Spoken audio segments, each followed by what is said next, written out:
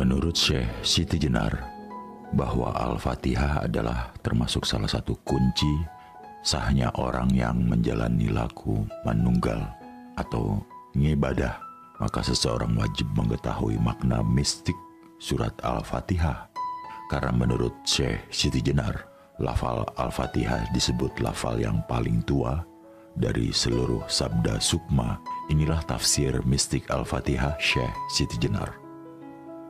Bis kedudukannya ubun-ubun, milah kedudukannya rasa, Ar-Rahman Ar-Rahim kedudukannya penglihatan atau lahir batin, Alhamdu kedudukannya hidupmu atau manusia, Lillahi kedudukannya cahaya, Rabbil Alamin kedudukannya nyawa dan napas, Ar-Rahman Ar-Rahim kedudukannya leher dan jakun, Maliki kedudukannya dada, Yu'midin kedudukannya jantung atau hati, Iyaka kedudukannya hidung, Na'budu kedudukannya perut, Wa iya nasta'in kedudukannya dua bahu, Ihdinas kedudukannya sentil atau pita suara, Syirata kedudukannya lidah, Mustaqim kedudukannya tulang punggung atau ula-ula, Syiratal lazina kedudukannya dua ketiak, An'amta kedudukannya budi manusia, Alaihim kedudukannya tiangnya atau pancering hati, Goiril kedudukannya bungkusnya nurani, Makdubi kedudukannya rempelah atau ampedu, Alaihim kedudukannya dua betis, Walabdolin kedudukannya mulut dan perut atau paneda, Amin kedudukannya penerima. Tafsir mistik Syekh Siti Jenar tetap mengacu kepada manunggaling Kawula Gusti, sehingga baik badan wadah manusia sampai kedalaman rohaninya dilambangkan sebagai tempat masing-masing dari lafal surat Al-Fatihah. Tentu saja pemahaman itu disertai dengan penghayatan fungsi tubuh. Seharusnya masing-masing dikaitkan dengan makna surahi dalam masing-masing lafaz. Maka akan ditemukan kebenaran tafsir tersebut. Apalagi kalau sudah disertai dengan pengalaman rohani atau spiritual yang sering dialami. Konteks pemahaman yang diajukan Syekh Siti Jenar adalah bahwa Al-Quran merupakan kalam yang berarti pembicaraan. Jadi sifatnya adalah hidup dan aktif. Maka taksir mistik Syekh Siti Jenar bukan semata harfiah. Namun di samping tafsir kalimat, Syekh Siti Jenar juga menghadirkan tafsir mistik yang bercorak menggali makna di balik simbol yang ada. Dalam hal ini, huruf, kalimat, dan makna historis. Di dunia ini, kita merupakan mayat-mayat yang cepat juga akan menjadi busuk dan bercampur tanah. Ketahuilah juga apa yang dinamakan Kawula Gusti tidak berkaitan dengan seorang manusia biasa seperti yang lain-lain. Kawula dan Gusti itu sudah ada dalam diriku. Siang malam tidak dapat memisahkan diriku dari mereka. Tetapi hanya untuk saat ini, nama Kawula Gusti itu berlaku, yaitu selama saya mati. Nanti, kalau saya sudah hidup lagi, Gusti dan Kawula lenyap. Yang tinggal hanya hidupku sendiri, ketentraman langgeng dalam ada sendiri. Bila kau belum menyadari kebenaran kata-kataku, maka dengan tepat dapat dikatakan bahwa kau masih terbenam dalam masa kematian. Di sini memang terdapat banyak hiburan aneka warna. Lebih banyak lagi hal-hal yang menimbulkan hawa nafsu, tetapi kau tidak melihat bahwa itu hanya akibat panca indera. Itu hanya impian yang sama sekali tidak mengandung kebenaran dan sebentar lagi akan cepat lenyap. Gilalah orang-orang yang terikat padanya. Saya tidak merasa tertarik, tak sudi tersesat dalam kerajaan kematian. Satu-satunya yang kuusahakan ialah kembali kepada kehidupan. Syekh Siti Jenar menyatakan secara tegas bahwa dirinya sebagai Tuhan, ia memiliki hidup dan ada dalam dirinya sendiri, serta menjadi pangeran bagi seluruh isi dunia, sehingga didapatkan konsistensi antara keyakinan hati, pengalaman keagamaan, dan sikap perilaku zohirnya.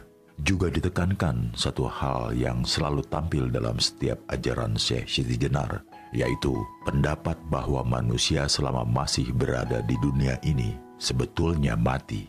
Baru sesudah ia dibebaskan dari dunia ini akan dialami kehidupan sejati.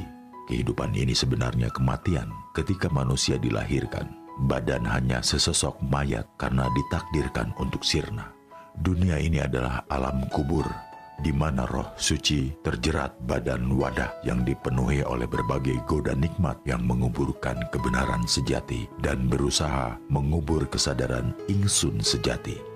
Syekh Siti Jenar berpendapat dan menganggap dirinya bersifat Muhammad, yaitu sifat Rasul yang sejati, sifat Muhammad yang kudus. Ia berpendapat juga bahwa hidup itu bersifat baru dan dilengkapi dengan panca indera. Panca indera ini merupakan barang pinjaman yang jika sudah diminta oleh empunya akan menjadi tanah dan membusuk, hancur lebur, bersifat najis. Oleh karena itu, panca indera tidak dapat dipakai sebagai pedoman hidup.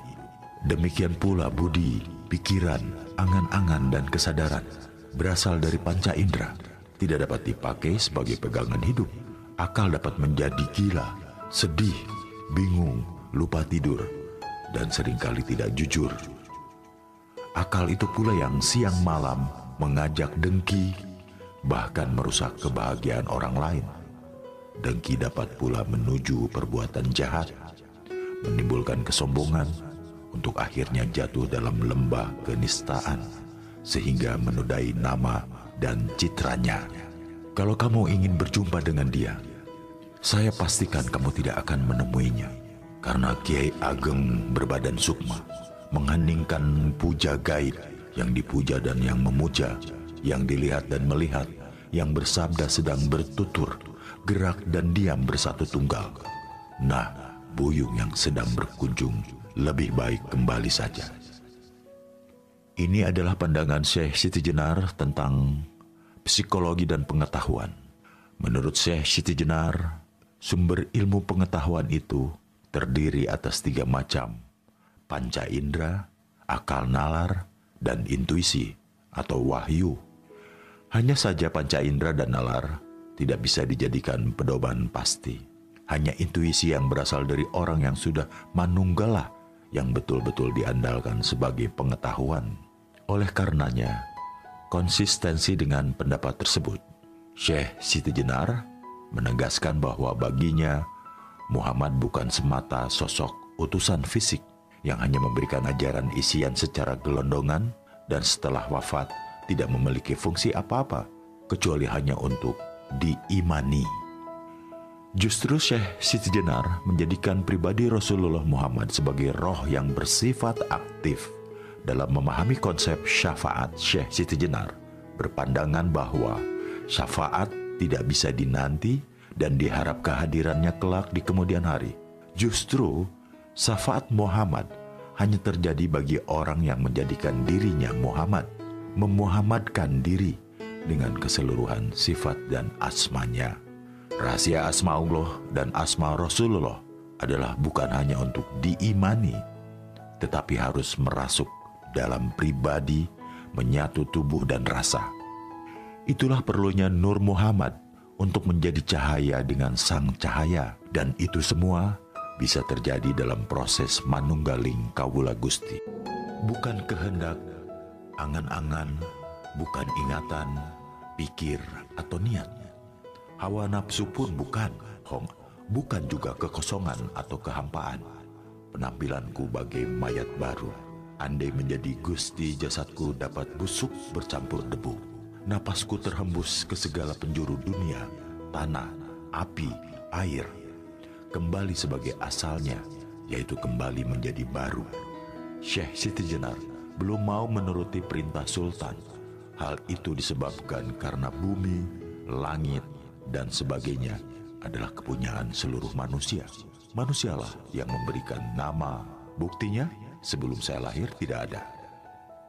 Syekh Siti Jenar menghubungkan antara alam yang diciptakan Allah dengan konteks kebebasan dan kemerdekaan manusia. Kebebasan alam mencerminkan kebebasan manusia. Segala sesuatu harus berlangsung dan mengalami hal yang natural atau alami, tanpa rekayasa, tanpa pemaksaan irodat dan kodrat. Maka ketidakmauannya memenuhi panggilan sultan dikarenakan dirinya hanyalah milik dirinya sendiri. Jadi seluruh manusia masing-masing memiliki hak mengelola alam. Alam bukan milik negara atau raja, namun milik manusia bersama. Maka setiap orang harus memiliki dan diberi hak kepemilikan atas alam. Ada yang harus dimiliki secara private dan ada juga yang harus dimiliki secara kolektif. Dari ujangan Syekh Siti Jenar tersebut juga diketahui bahwa hakikat seluruh alam semesta adalah tajaliat Tuhan atau penampakan wajah Tuhan. Adapun mengenai alam yang kemudian memiliki nama, bukanlah nama yang sesungguhnya. Karena segala sesuatu yang ada di muka bumi ini, manusialah yang memberi nama, termasuk nama Tuhan pun dalam pandangan Syekh Siti Jenar diberikan oleh manusia. Dan nama-nama itu seluruhnya akan kembali kepada sang pemilik nama yang sesungguhnya. Memang nama itu perlu, namun jangan sampai menjebak manusia hanya untuk memperdebatkan nama.